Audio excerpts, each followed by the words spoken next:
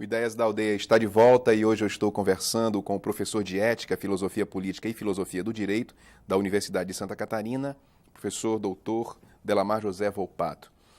Doutor Delamar, a gente estava, no próximo bloco, encerramos falando um pouquinho iríamos começar falando dessa história da moral e da legalidade. Eu queria começar esse bloco tocando exatamente nesse ponto. Quando nós pensamos em questões tão polêmicas como aborto, como eutanásia, logo vem na cabeça teses bastante antagônicas que se confrontam há muito tempo, envolvendo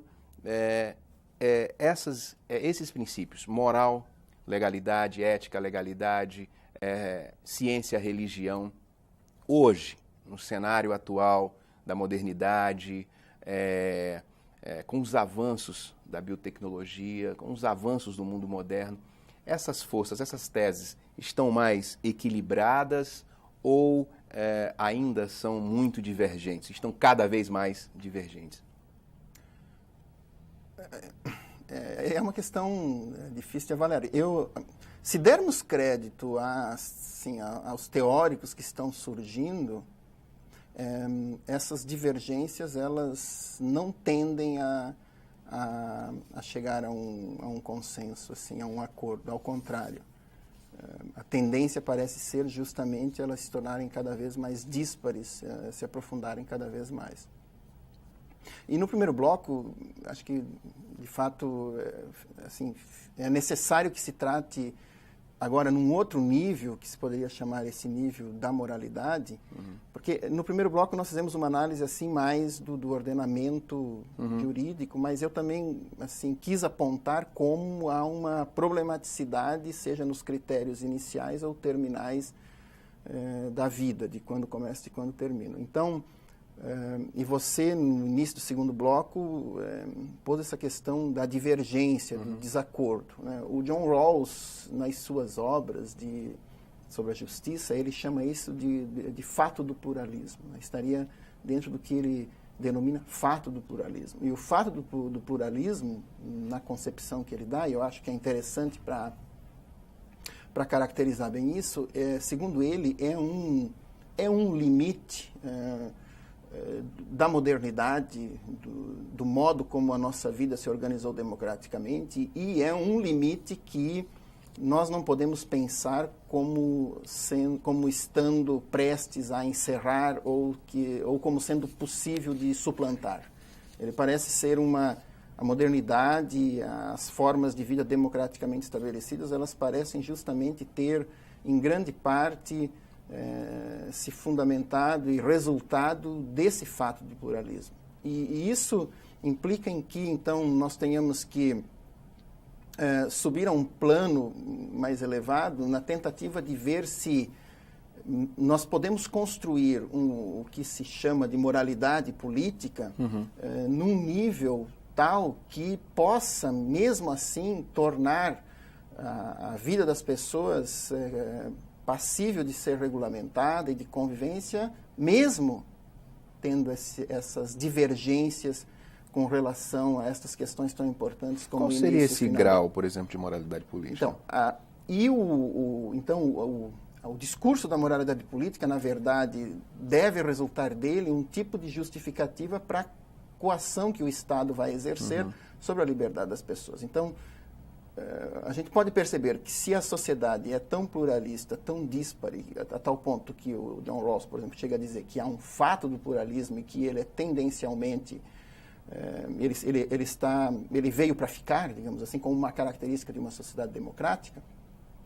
Então, o princípio da moralidade política, que tem que ser capaz de dar conta dessa disparidade, é um princípio que não pode propugnar pela eliminação dessa pluralidade. Ela tem que ser uma moralidade política que justamente dê conta dessa pluralidade. E então, como é que o Estado ele exerce a sua coerção frente a uma sociedade que pensa tão diferentemente essas questões envolvidas com relação à vida, aborto, eutanásia, né, feto anencéfalo e assim por diante. O princípio ele não é tão inovador na história do pensamento da moralidade política. O que eu chamo de moralidade política é uma justificação moral da coerção estatal. Que princípios nós podemos estabelecer, ou que justificação nós podemos estabelecer para a coerção estatal. E coerção estatal sempre significa restrição da liberdade do indivíduo. Então, o princípio de moralidade política, um dos princípios de moralidade política que é alavancado para dar conta dessas questões é justamente o princípio da liberdade. E ele não é um princípio desconhecido da história do pensamento da moralidade política, nos autores que vêm desde o liberalismo do Locke, do Kant e assim por diante.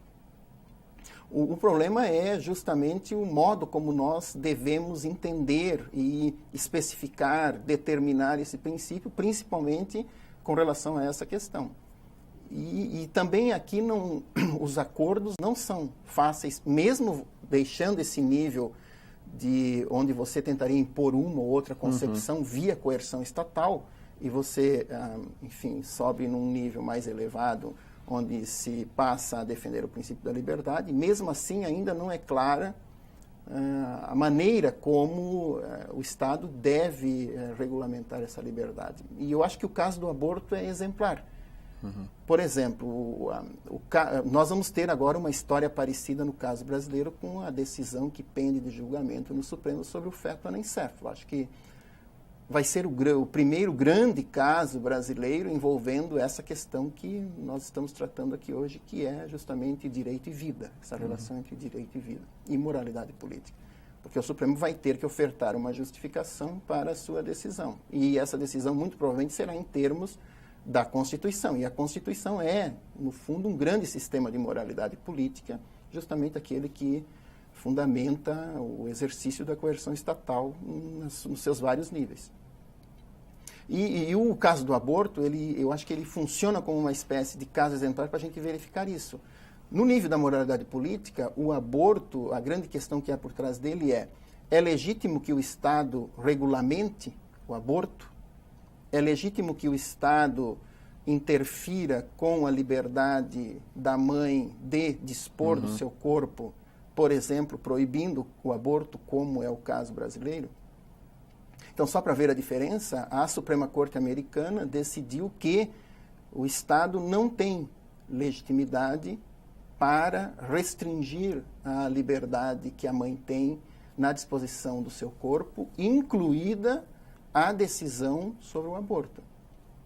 E a Corte tomou essa decisão contrariando... Essa decisão é uniforme para todos os Estados americanos? O controle de constitucionalidade nos Estados Unidos é um pouco diferente do Brasil, porque eles só têm o controle de constitucionalidade difuso. Mas, pela sistemática deles, na prática, significa que isso se tornou uma decisão que tem que ser implementada em todos os estados. E não é uma decisão só que tem que ser implementada juridicamente. Mesmo no nível legislativo, havia... a metade dos estados americanos, quase, tinha uma legislação proibitiva do aborto. Então, vejam bem que... Legislação bastante conservadora, que proibiu o aborto. E essa decisão da Suprema Corte, nesse caso de 73, ele justamente disse que o Estado não tinha legitimidade para proibir o aborto. Em razão do quê? Do princípio da liberdade, que seria um princípio de moralidade política. E não é uma decisão tão simples, porque metade da sociedade americana, ou quase a metade, não concorda com essa decisão.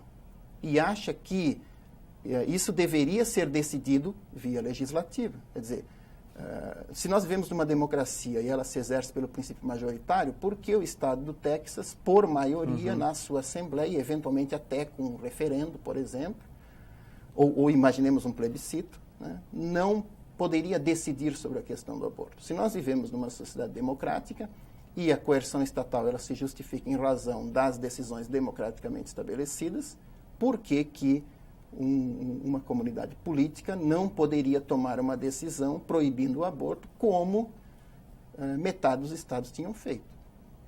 E, no entanto, a decisão disse que, por uma questão de moralidade política defendida na Constituição, o Estado não tem legitimidade de decidir, mesmo democraticamente, para proibir o aborto. Então, quer dizer, é uma posição forte de moralidade política num sentido. E isso é conexo com aquela outra questão que nós falamos, de que o momento do começo da proteção constitucional se torna importante. Porque se houvesse uma emenda constitucional, por exemplo, nos Estados Unidos, dizendo que o início da vida fosse a fecundação, imaginemos que é um outro critério, defendido por uma boa parcela, por exemplo, do catolicismo, né? Então não se poderia abortar, porque aquele feto estaria protegido constitucionalmente. Então, a decisão da moralidade política, ela leva em conta essa divergência da sociedade, porque a sociedade não concorda com relação ao momento no qual começa. E eles próprios assumiram um critério que é ele mesmo problemático, esse de quando começa a vida mental, porque não há acordo que esse seja um critério. Mas se tomou esse critério, e em razão desse critério, se interdita ao legislador democrático de fazer qualquer legislação proibitiva do aborto até o 6º mês. Até o 6º mês, o Estado foi retirada a legitimidade democrática do Estado de legislar sobre o aborto. No caso brasileiro é diferente, né? Nós temos essa diferença, embora com aquelas matizes que nós falamos, mas aqui nós temos uma matriz, portanto, que, neste particular, dá uma extensão menor ao princípio da liberdade individual da mulher de dispor do seu corpo. No caso da eutanásia, por exemplo, seria a mesma formulação, embora ainda não decidida lá essa questão. Há uma tendência, por exemplo, nos Estados Unidos, na Suprema Corte, de que a eutanásia, quando deliberada pela autonomia da pessoa, portanto, por sua liberdade, ela não poderia ser interditada também pelo legislador. Né? Se a pessoa, em determinadas condições, por exemplo, de sofrimento extremo, de irreversibilidade da doença que ela tem, ela autonomamente decidiu que não gostaria mais de continuar a sua vida, o legislador não poderia emitir uma lei proibindo que ele fosse assistido nesse ato de terminar com a sua vida, porque isso seria uma interferência indevida do Estado na sua liberdade. É claro que eles têm grandes restrições, tendencialmente assim, quando é a família que decide. Nesse caso que passou pela televisão, isso ficou bem claro, né? Na verdade, se provou que aquela pessoa, ela tinha decidido... Caso daquela americana. Daquela americana. Ela tinha decidido, por sua autonomia, não querer continuar a viver em determinadas circunstâncias. Então, há uma tendência de que o princípio da autonomia seja respeitado. E esse é um princípio de moralidade política. E isso remete a uma questão de moralidade política, assim, filosoficamente até mais profundo, que é aquele formulado inicialmente por Kant, segundo o qual o Estado só teria legitimidade para interferir com a liberdade de alguém se isso dissesse respeito também à vida dos outros, portanto, à coexistência. Se o exercício da liberdade só concerne a você mesmo, o Estado, em princípio, não teria legitimidade para interferir com a sua liberdade. É o caso, por exemplo, do comportamento sexual. O Estado não poderia legislar, por exemplo, proibindo relações homossexuais. Porque, em princípio, isso só diz respeito à sua liberdade, em princípio não atinge a liberdade de uma outra pessoa. Tanto é verdade que Stuart Mill, quando ele analisa esse princípio, embora por outras razões, ele diz que o Estado só poderia restringir a liberdade de alguém quando estivesse em questão a segurança dos outros. E todas as outras intervenções do Estado seriam ilegítimas, porque senão ele poderia interferir na liberdade até o ponto em que ele bem entendesse, e isso levaria a uma espécie de despotismo, por exemplo, né, completo. Então, o princípio da liberdade, ele é um princípio de moralidade política, mas o modo como nós ainda devemos interpretá-lo mais concretamente é que é problemático. E estas questões do aborto, da eutanásia, da eugenia, assim por diante, são justamente aquelas questões nas quais, por serem mais importantes para a vida das pessoas, é onde essa discussão se torna mais candente. Né?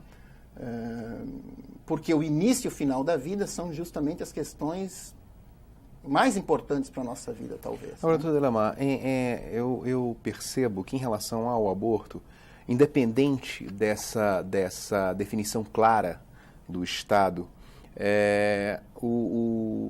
os juízes, os magistrados, têm adotado uma certa flexibilidade é o caso da anencefalia, que o senhor tocou agora, da má formação do feto. Esse tipo de flexibilidade, né, de uma posição mais maleável, tem sido também adotada em relação, por exemplo, à eutanásia? No caso brasileiro, eu acredito que não. No caso brasileiro? No caso brasileiro. Uhum. No caso americano, como eu falei há pouco, há uma tendência de que quando se fundamentar no princípio da autonomia, há uma tendência de uma aceitabilidade maior. No caso do Brasil, ao que eu saiba, continua ainda sendo, né, um médico que assistisse a alguma pessoa que quisesse terminar com a sua vida estaria cometendo, na verdade, um crime de homicídio. Uhum. Agora, com relação ao feto anencéfalo, né, o caso da anencefalia, de fato, assim, eu acredito que haja já mais de 1.000 decisões judiciais de primeiro grau, dizendo que deveria ser permitido, que permitiram que se fizesse o aborto nestes casos. E em que esses magistrados têm fundamentado essas decisões? Eu não fiz assim um estudo para ver qual a fundamentação que de fato no Brasil foi dada para essas decisões, não é? Mas, por exemplo, na primeira formulação que o STF fez da questão, o princípio da dignidade humana foi um princípio que foi aventado, dizendo que seria indigno, feriria a dignidade humana, né, o Estado obrigar a mãe a levar uma gestação de um feto sem cérebro até o final. Isto seria impingir a ela um grande sofrimento, visto que o feto, enfim, a criança quando viesse a nascer, né, o feto quando viesse a nascer, ele fatalmente morreria. Agora, há um particular aqui, não é, com relação a essa questão do feto anencéfalo, e eu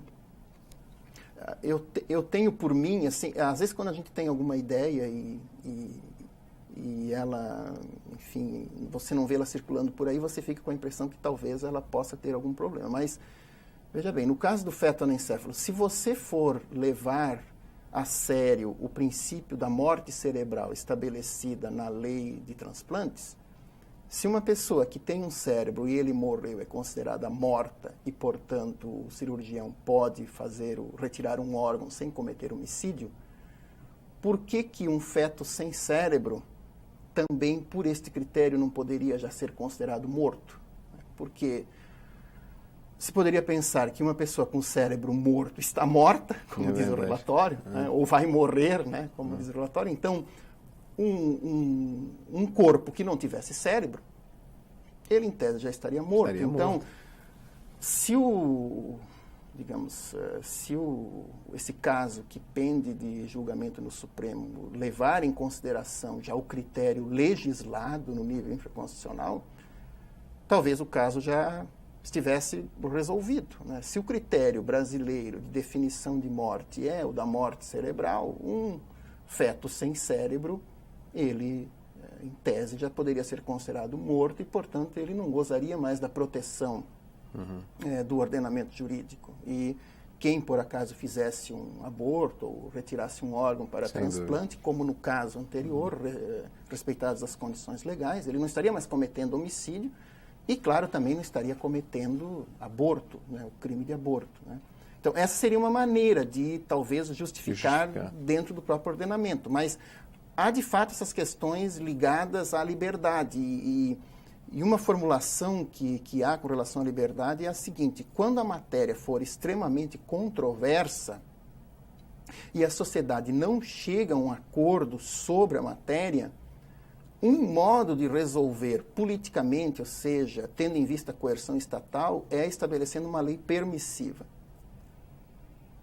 Nós podemos considerar a história do liberalismo um pouco nesse sentido, porque quando, digamos assim, a moralidade política, quando ela se deparou ao longo da história com conflitos muito profundos e que pareceria não chegar a nenhum tipo de solução, o modo como a moralidade política reagiu foi estabelecendo uma lei permissiva. O caso paradigmático disso é foram as guerras religiosas.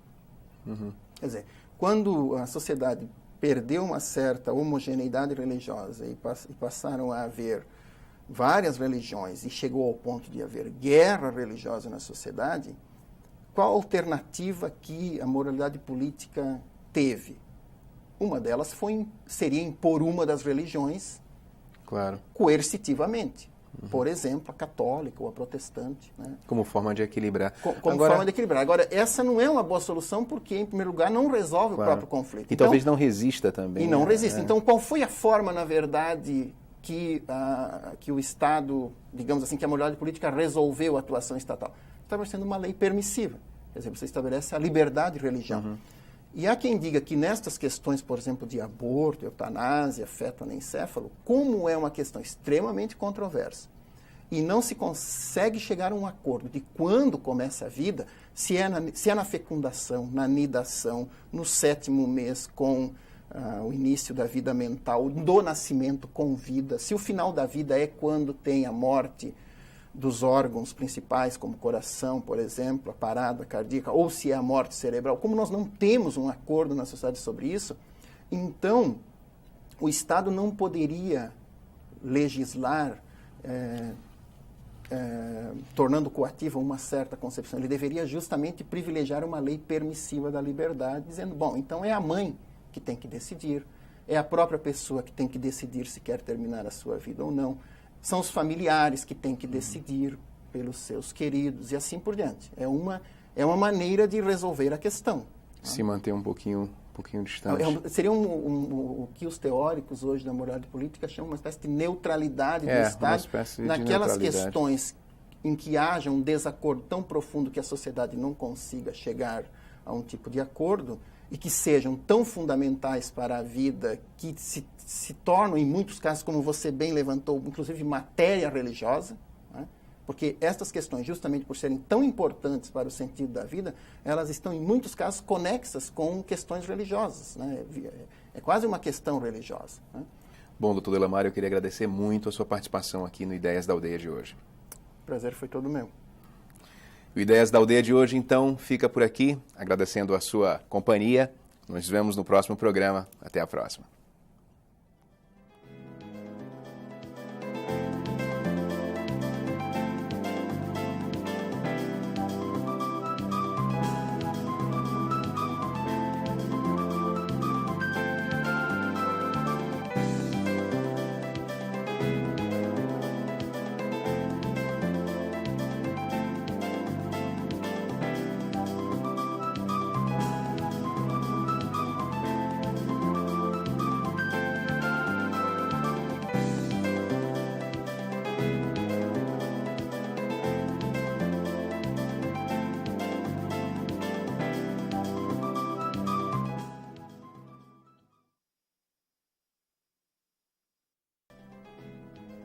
Olá, no Ideias da Aldeia de hoje eu vou conversar com o Dr. Delamar José Volpato Dutra, que é professor de Ética e Filosofia Política e Filosofia do Direito da Universidade Federal de Santa Catarina.